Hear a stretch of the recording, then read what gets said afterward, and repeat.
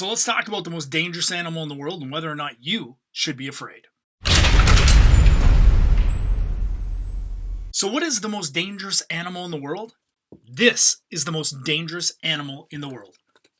Brennan, that's a unicorn, and unicorns don't exist. And that's a cartoon. Well, you're wrong. Unicorns do exist. And pissed off unicorns are by far the most dangerous animal on the planet. And there's a reason why I printed a cartoon of a pissed off unicorn on a business card. So I went to a conference about 2 years ago, 3 years ago now. It was before the pandemic. It was the Singularity University Global Summit in San Francisco. It was interesting when I was down there. These are a whole bunch of guys focused on some of the biggest problems in the world. And I was down there and I met with the head of the Global Learning X Prize. His name was Devin.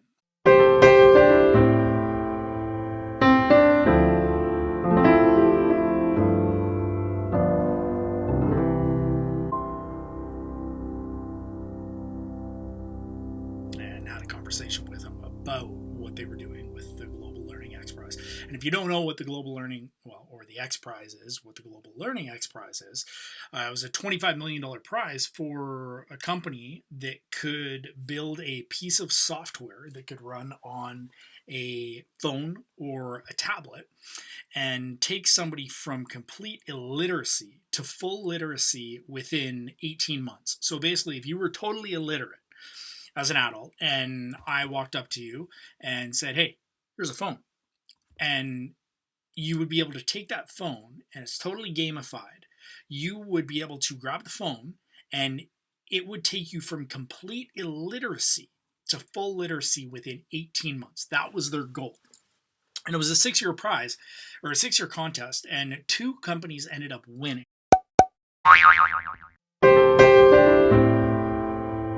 And they were able to do it in 15 months instead. So they took the software to Tanzania and they deployed it to 5,000 people in Swahili. And so it did exactly what it was supposed to do. And I was talking to Devin at this conference about it, and I'll get into why in a second. But he said that ultimately they considered it a failure. And my mind just went, like, okay, you can give somebody a phone, which if you've seen any of the documentary footage, we have mountains of used phones and electronics, just piles of them everywhere that we could just go give to people.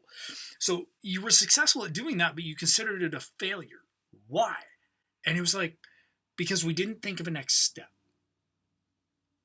Now we have these people literate. Who cares? Now what?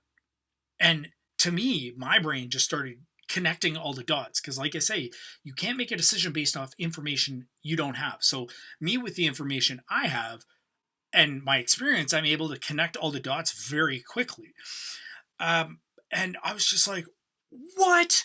Like, you guys gave up on this because you can't figure out what to do next? And my mind was just absolutely blown because on the other side of that card says the Datamax Worldwide Project. So the important part of that is because building my telecommunications company, I realized that being in a commodity business sucks. It just sucks. And the best example of this is, where do you get gas? Do you go to Chevron or Shell? I go to whoever's on the right-hand side of the road because I'm not going to spend 15 seconds waiting to turn left. I like air miles at Shell. Don't care that much. Just don't. It's the exact same thing. It's a commodity. So for construction industries and trade companies, same thing. My product is the exact same thing as anybody else. And that was really annoying. And there was 2 sort of defining moments where I decided to change the company and make it into a social impact business. The first was reading Start Something That Matters by Blake Mycoskie. And the second was when I read Thirst by Scott Harrison. I go into both those books and in different videos. But those really, Blake Mycoskie's book about Tom's Shoes, so Start Something That Matter, it really showed me what was possible as far as using a business for a positive reason. Thirst by Scott Harrison ripped my fucking soul open and showed me how many severe problems there are in the world that are incredibly solvable if humanity actually started to care. The problem with Scott Harrison and Charity Water is that, well, all charities in general, is charities are like the homeless people of the business world. They have to run around and beg for change. You know, Charity Water raised $42 million one year, and then the next year they start at zero. Because once you give them money, you're not getting any, you're getting feelings in return. Oh, I feel good. Okay. Tom's Shoes, I buy a pair of their shoes, they give one away. I need shoes again. I'm going to have to come back and give you more money and get my product. It's not that, you know, Tom's Shoes didn't spend anything apparently on marketing. They spent $75 million giving away shoes, so 88 million pairs of shoes, but it got them billions in advertising because Blake was on every type of media that you could imagine. Every news channel, on Oprah, on every, you know, late night show, like on everything, because people were like, whoa, this guy just built a $600 million company giving away shoes? And then, you know, he got taken advantage. I don't want to say taken advantage because I don't know the whole story, but I was on a Zoom call with Blake a couple months ago, and he's in Costa Rica right now, trying to figure out his next moves because he's not an overly happy human because he sold half his company to Bain Capital, so got to put $300 million in his pocket, and this isn't like, I don't have a legal document in front of me saying these are the facts. This is just what I've learned and come across. And partnering with a venture capital company did not do a social impact company very much good. And yeah, so the mission kind of crashed and burned. But so reading Blake's book and reading Scott Harrison's book, Thirst, which both I can relate to because Scott Harrison with Charity Water, he used to be a nightclub promoter in New York. I used to be a bartender for 12 years. So, you know, we have the same mentality. And he got to the point in his life where it was like, and what I am doing is so like absolutely soulless. Like there's no point. I'm getting people drunk. Yeah, I'm, you know, having fun and partying. It's all pleasure filled, but there's no fulfillment. And so he went, and I don't want to ruin the whole story for it. Go buy the book, Thirst by Scott Harrison, if you want new perspective on life. Probably one of my favorite book, if not, it actually probably is my most favorite book, and I have thousands of books. It probably is my most favorite, and you know, Start Something That Matters is really good, but Thirst is, it rips into the emotions of your soul so much harder. I was in Vegas reading it, and we got there New Year's Eve a few years ago, and I remember Natalie was sleeping beside me, and I was trying not to wake her up. I was crying so hard reading this book, snot pouring out of my face, like just choking, because I didn't want to completely break down and have her wake up and be like, "Are you okay? What'd I do? Do we have a problem here?" And it's like, no, it's just reading about what is going on and what goes on in other parts of the world. Just because these people didn't win the sperm lottery, like I won the sperm lottery. If you're watching this, so did you. There's a lot of people out there who didn't. And they suffer in ways that are unimaginable simply because they lost that lottery, the geographical lottery of birth. Just where are you brought into this world? Okay, you're brought in here. That means you're walking 4 miles a day for water. Well, you're born here. Here, buy a $20 bottle of water. Like, the fact that that still exists is insanity.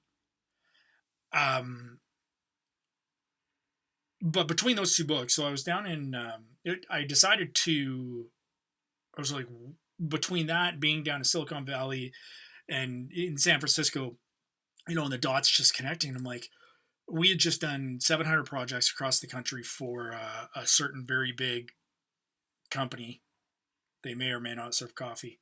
Uh, and so we replaced all their network infrastructure. So like all their switches and access points and stuff like that for um, their internet. And, so we pulled all the old stuff out, and the old stuff was still like, these were like 6-month old gigabit PoE switches. Like one of these little switches that we took out of the back of these establishments could power a whole school in, like Ethiopia or wherever. Well, you could power a school here. It's just not, it could power 24 port switch. It could power, 24 classrooms. Or if you put it on, it could power a whole school if you put it on wireless. And we're pulling these things out, and they're like a couple grand each. And they're like, okay, what do you want us to do with the old ones? And they're like, oh, just recycle them, chuck them out. Literally, I could take this on a plane to a developing part of the world and be like, here, you have internet for your entire school now. Like, nah, yeah, just get rid of them. Really? Wow. Okay. Maybe we recycled them. Maybe we didn't. Maybe we kept them and just sold them because they were worth $1,000 a piece. I can't say whether we did or didn't, because I don't want to get in any sort of trouble. But like, that is insanity. That's insanity. Because to me, I look at all this stuff and it's like, and especially because with my business, there's lots of work. Like if I need simple graphic design done, I'll get it done in the Philippines for $3 an hour instead of paying somebody here $100. Oh, you're taking advantage of them. No, I'm not. They work 8 hours for me and they feed their family for an entire week. Like that's good money. It's all relative. Like $100 an hour is okay in Vancouver. But if you go and live in, the Midwest somewhere, it's amazing. It all depends on, here it costs $1 million to buy a 2-bedroom condo. It's ridiculous. So money's all relative. And if you go to a country where things are very, very, very, very cheap, well, then you don't have to pay as much for labor. And that's what's amazing about a online connected economy. And what I realized was the reason I have the ability to do business and give money to somebody in the Philippines is because they have a connection to me. They have the ability to learn and get skill sets, and therefore they have the ability to use those skill sets to provide value for me so I can pay them. And then they use that money in their local economy.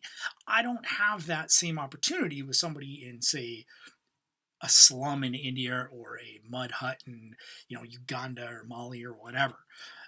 Those people, as soon as, and things are going to advance really quickly as soon as everyone's like, oh, Elon Musk is so evil, all his space stuff, I don't understand it. Well, once you blanket the world in wireless, you don't need all the infrastructure. I don't have to go wire up all these cities and towns with the infrastructure to get them internet. You just give them the device and they're like, here, go learn things, which is all free, so you can get skill sets. So then you can go onto these marketplaces, which are also free or not, whatever. You can go on there and connect with people who need what you do so they can pay you, so you can get out of poverty and so you can feed your family. So it absolutely blew my mind that, for the global, the original X Prize was for space flight. So in 2004, Peter Diamandis put it together. It was the Ansari X Prize for whoever could put a private spacecraft into orbit twice within 2 weeks.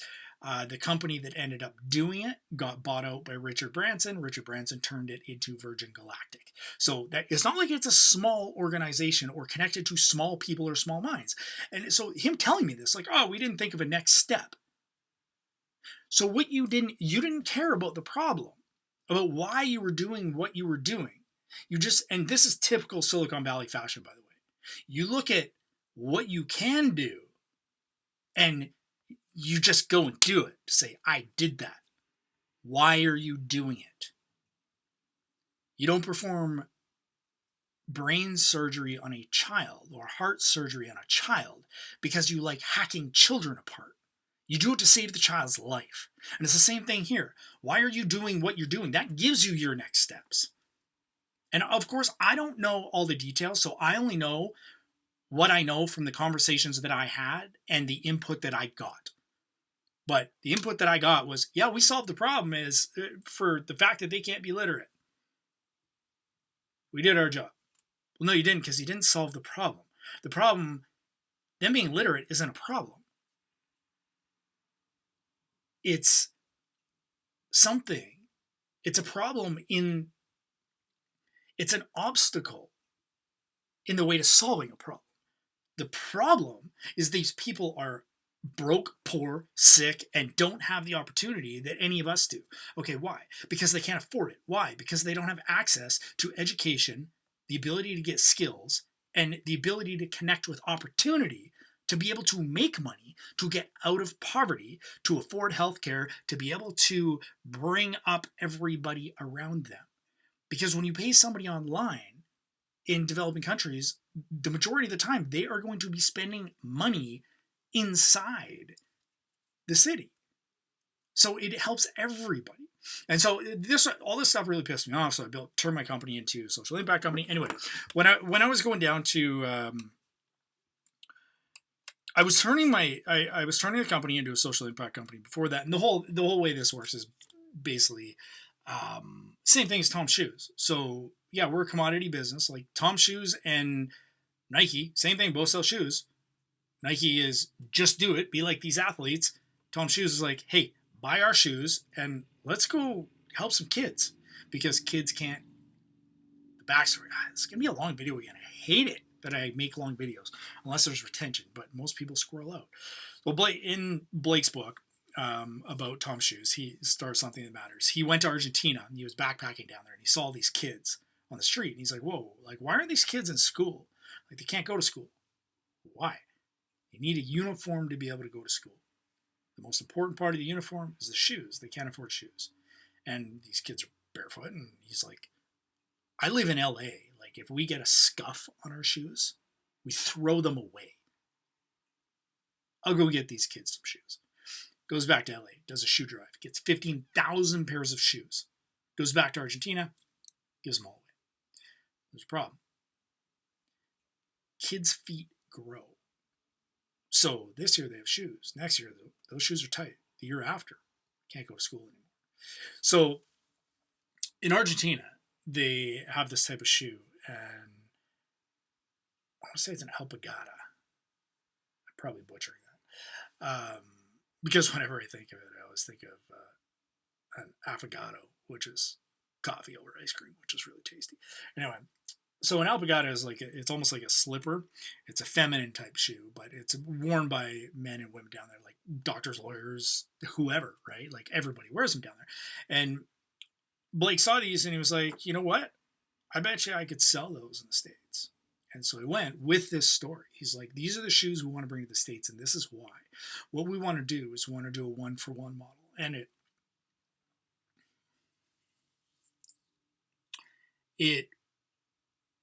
sorry, I got choked up when I even talk about this shit. So it was the original 1-for-1 model. He's like, if people buy a pair of our shoes, we will give one away to somebody in need. And that's a story that he went and told, and the purpose that he used to build a $600 million company and help a lot of people.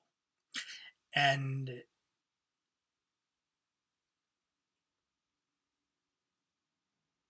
it's funny.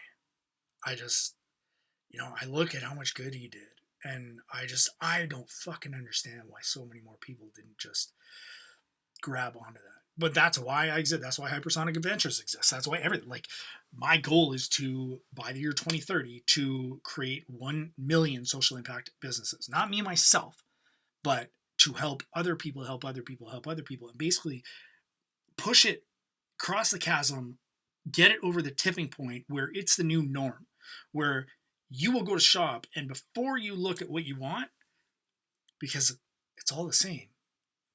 So the differentiating factor is, why does this person exist? What's he doing? Or is he just some, greedy bastard that wants another Ferrari? I have no problem with Ferraris and Lamborghinis. Like, if I don't have a Lamborghini soon, I'm going to be pissed. Because the more value you provide the world, the more you can get other people to help you. So if you provide what's better, you provide the world $20,000 worth of value a year so you can afford a Honda Civic a year, or you give the world $20,000 of value per minute, and so you can afford a Lamborghini in 20 minutes. The more I look at somebody who has amazing things, and I ask two questions. How'd you make the money? Helping people or hurting people? If you made the money helping people, I want you to have more money because I want you to go help more people. It's very simple. And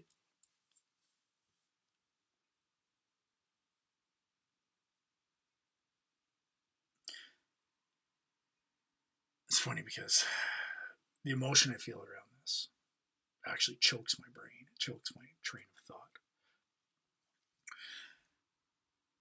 But that's the whole reason why we're doing what we're doing, is because I want it to be the new norm. The fact that it's not is asinine.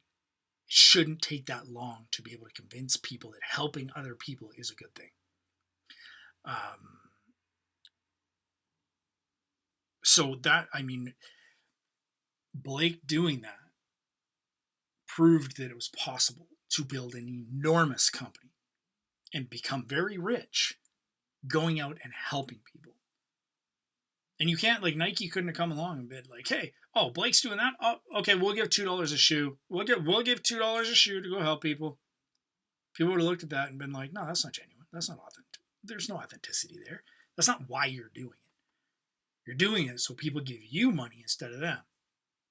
Unless you start with the foundation and, you know, the why is why you exist. People are just going to see through it. And I believe that every business in the world can turn into a social impact company. I do.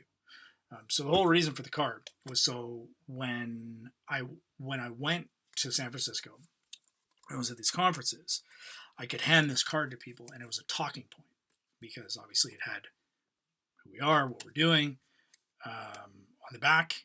And if you look at that Dynamax Worldwide project, everyone was like, why is there a circle with a 0 in it? The circle represents the world. The 0 represents how many people should be suffering within it. And needlessly suffering. Like, I have no problem with suffering. I don't. Suffering, like, you go to the gym, you suffer. You run, you suffer.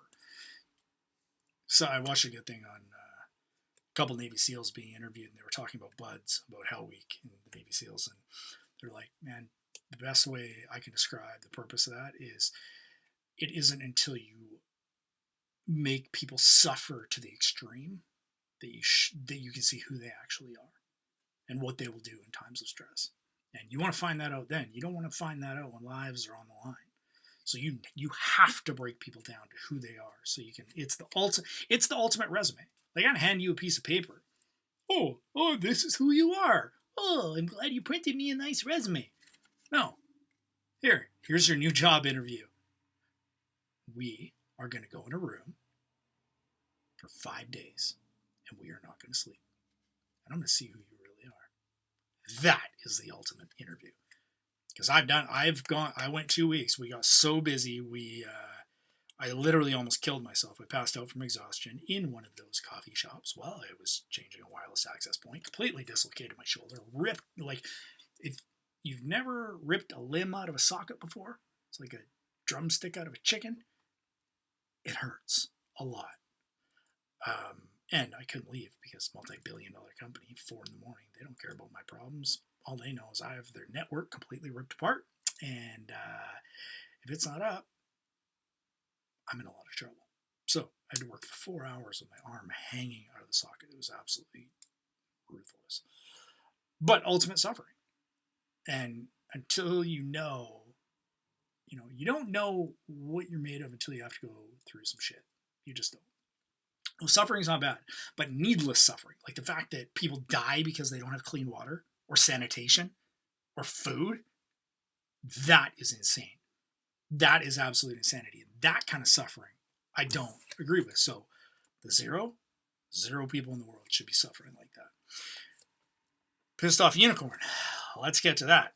So, most dangerous animal in the world is a pissed off unicorn. Why? Unicorns are real. In our day and age, a unicorn is $1 billion company. So if you go to Silicon Valley, you look at all these big tech companies. So whether it's Facebook, Netflix, YouTube, Google, Snapchat, whatever. When venture capitalists go and invest in companies, they look for the unicorns, the companies that are going to turn into $1 billion companies.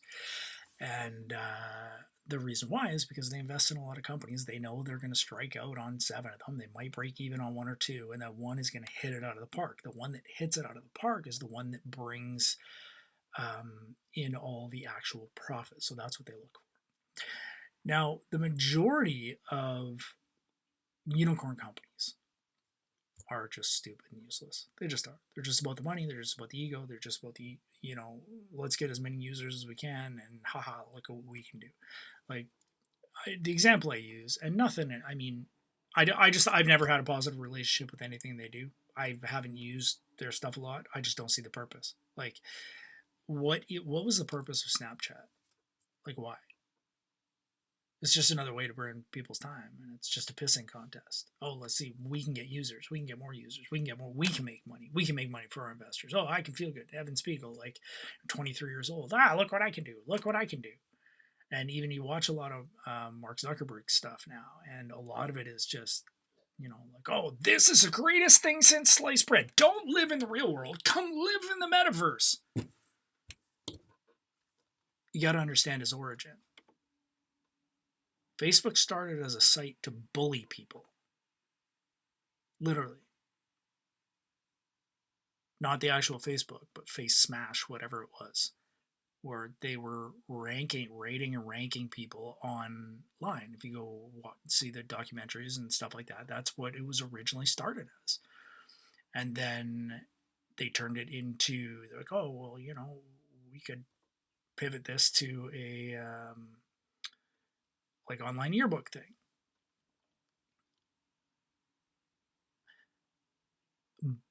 Bullied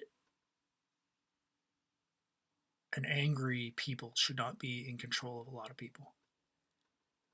You shouldn't have people who don't love people in control of people. You should have people that are in love with people and humanity and the world, not just humanity, because humanity's messed up, but in love with the world, who want to make the world a better place. Those are the people that should be leading people and telling them where to go. And you have to have compassion and empathy. And when you have a lot of hatred for people, you're not going to care about leading them. You're going to want to lead them off a cliff. You just are. And, I don't know the guy. I just, it's just what I see. I've never seen a speech or a talk coming out of him that's compassionate. Whereas you look at someone like Elon Musk, everything he talks about is just helping. It's how do we make the world a fucking better place? That's it. And that's a pissed off unicorn. I get emotional again. Fuck.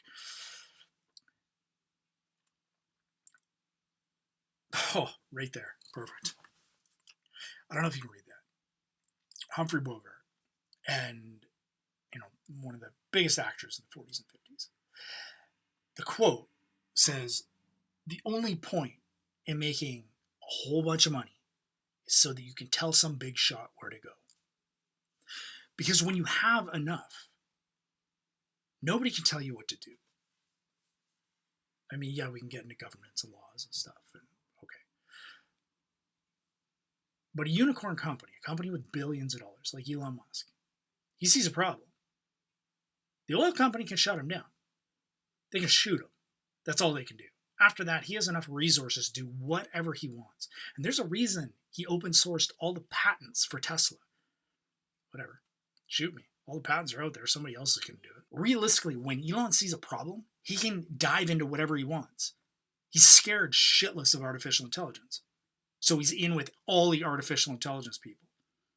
Neuralink. They're literally tapping AI, like they're putting a connection into your head. Why is he doing that?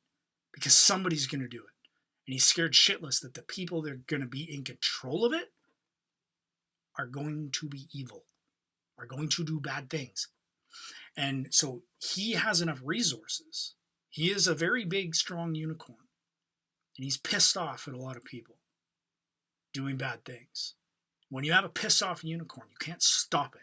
It's very dangerous. It's dangerous to the people that want to do bad things.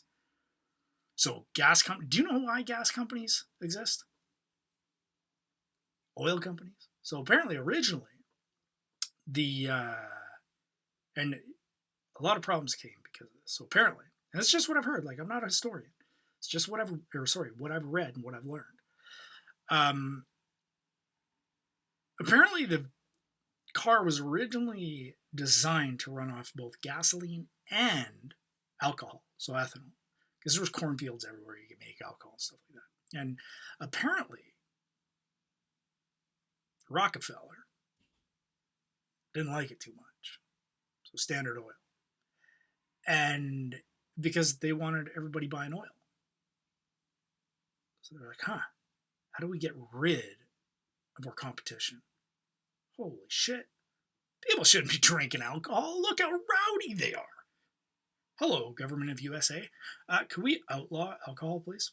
We'd like a prohibition on alcohol. Alcohol is really bad. So, 1920, I think it was 29?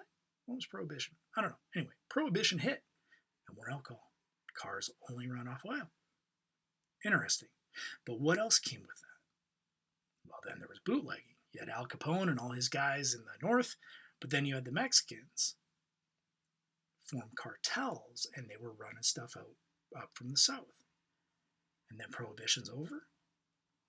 Apparently, all the major cartels and the mentality of the Mexican cartel was created because of prohibition, because the oil companies were so greedy, they went and made a law to control all the people so they could profit. Now, is that good? Is that altruistic? Is that what's best for humanity? Or is what's best for one group of motherfuckers who are greedy? But a guy like Elon comes along. It's very hard to push around somebody, who doesn't need what you have. And he can get armies and armies of people to help him because of the resources he has. And so a pissed off unicorn is very dangerous when they see a problem in the world and they don't think it's acceptable. It's the definition of a superhero. A social impact entrepreneur, I see, is the exact same as a superhero. They both see an injustice in the world they just can't turn away from. And they get passionately pissed off. And they have to do something about it. They don't even necessarily want to. Like, you don't think Elon Musk has better shit to do than work 18, 19, 20 hours a day? Sometimes pulling all-nighters, or when he launched the Model 3, he was sleeping on the floor of the factory for months to try to get it launched. Think he wants to do that? No, he doesn't. He does it because he's passionately pissed off. He's like, that's a problem. I know it's fixable, so let's solve the problem. Oil companies don't like it. Too bad, so sad. Horse companies didn't like it when cars were invented. But guess what? Now we have a lot less horse shit on the street. But now we have a pollution problem. Yeah, because we're using gas cars instead of electric cars. Oh, but where does it come? It all comes from coal. Okay, cool. Let's solve that problem. It's just another problem. Like, your ability to pull cynicism and pessimism and problems out of the air is completely unvaluable. Learn how to create a solution. Learn how to develop and build a solution. That's what makes you valuable. That's what makes him valuable. Anyway, so that's why this is the most dangerous animal in the world. Because when you can gain that many resources, when you become a billion-dollar company, and he became a billionaire and a billion-dollar company because he helped a lot of people. Anybody that says anything else is just making up an excuse as to why they can't do it. No, he's an asshole. He was born lucky. He was this. He was that. Blah, blah, blah. No, there's only two reasons that he's successful. What he did with his brain, what he did with his time, that's it. And the same reason why I am where I am, or anybody who has access to opportunity is where they are. They haven't learned what they need to do, and they haven't done what they need to do to get to where they want to be.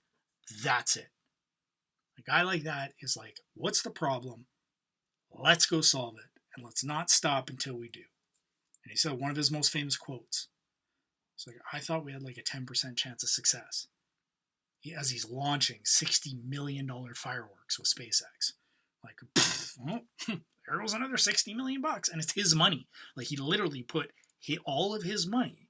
He had $180 million left, and he dumped it into Tesla, SpaceX, and Solar City to give them a little more runway. And as soon as that launches off the ground, he literally got to witness this thing fly through the air for like 13 seconds before it explodes. So $60 million for 13 seconds worth of flight time. For every second he watched that, it was like over $4 million. How's that? It's an education. It's a $60 million education because they learned what the problem was. Next iteration, and finally they got it right. Now they're a $1 trillion company. Actually, I don't know if SpaceX is at $1 trillion now. I know Tesla is. But he can do whatever he wants. He sees a problem, he can go solve it. I just think he needs to think different, bigger. And what do I mean by that? It's the whole Silicon Valley mentality. And he's more in LA than in Silicon Valley, but it's instead of trying to make society go faster, how do we fix it? Because it's like having a broken car and putting supercharger and nitrous on it. No, like, dude, your brakes are worn out, you have a warped axle, your tires are bald, and your rims are bent, and your steering doesn't work properly. Do not put a supercharger on your vehicle. Do not put nitrous oxide in your vehicle. Like, fix your car, then make it go faster. Humanity's very broken. We need to fix it before we try to make it go faster. I mean, Elon's almost cynical in that sense, where he's like, no, humanity's doomed, so I'm going to build a rocket to get us out of here because this planet's toast. And I look at it and I'm like, well, we're not quite there yet. Because human beings suck, but we're also the only solution that there is. When I worked in nightclubs, it was, we would have 40 people in there that all wanted to kill each other. Real bad night. We had 1,000 people in there that all loved each other. Excellent night. We don't have a population problem. We have an asshole problem. We have a selfish, scared little monkey human being problem. Because we, as a species, we don't have a purpose. And if you go on the Hypersonic Ventures website, go into the blog, I go into the purpose of humanity. When we have a unified purpose, we all get on the same page, we don't have a population problem. We have an army of people that can go out and do amazing things. And so for this, showing people how to become somebody who matters is all about that. It's all about showing you how to take your potential to go out and do things that matter in the world, to help the world. Because you're no different than any of the people I mentioned, good or bad. You're no different than Steve Jobs or Hitler. It all depends on what you decide to do.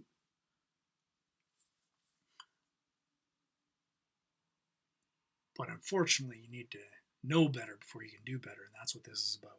It's about, lighting the path, giving enlightenment. So peeling away the darkness of what people don't know and realize, and all the false beliefs. That's one of the best things that happened to me, being in the film industry, was seeing some of the biggest celebrities in the world. Like, Humphrey Bogart was great. I never worked with him, 60 years before my time, but he was great. They didn't just follow him around with a camera. They did like 50 shots, and he screwed up 49 of them, and then finally he got it right, and they said, okay, let's move on. And then, so he did 1,000 takes, or 10,000 takes, and 100 were good. And that's what you saw. And you're like, all 100 are amazing. He must be amazing. No. He just kept going until he got it. And then moved on to the next one. that's what human beings do. And the more you do it, the better you get. Doesn't matter who you are. But you got to be willing to pick up the bat, go to the batting cage, swing 10,000 times, and then go play the game. Most people aren't willing to play the game. Most people aren't willing to pick up the bat. Most people aren't willing to take control of their own lives because of one reason, fear, and that's it. And it's fear of inadequacy, it's fear of failure, and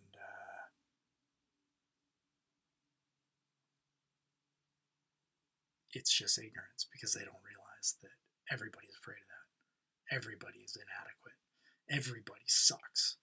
I've worked with billion-dollar companies, and they screw up more than you could ever imagine. Like I had one company kept sending us to these jobs that were already completed. It's like, dude, guys, like I'm sending for every time you send us to a job that's complete, I'm sending you a bill for $1,000. Oh yeah, whatever. I don't know. We just can't get it together. You're a multi-billion-dollar company. Okay, I'll take the free money. That's cool. But like, you should probably get it together. They don't. Nobody does. It's all a facade. Nobody knows what they're doing. Everybody just tries to do a little bit better every single day. That's how you progress. It's like going to the gym. You don't bench press 500 pounds. You bench press the bar. And then you add 5 pounds to each side. And then you add another 5 pounds. And another 5 pounds. And day after day after day, you do a little bit more. That's how you build your life. You don't find yourself, you create yourself. But only if you choose to do it. You got to pick up the brush. You got to paint the picture. There's no other way. So, anyway, long video. Again, great. Most dangerous animal in the world is a pissed off unicorn. So, go help a lot of people so you can build your own unicorn, so you can have lots of resources, so you can get lots of people to help you change the world whatever way you want to change it. Simple. So, that's it for this video. Thanks for watching if you watched to the end. Now go out and become somebody.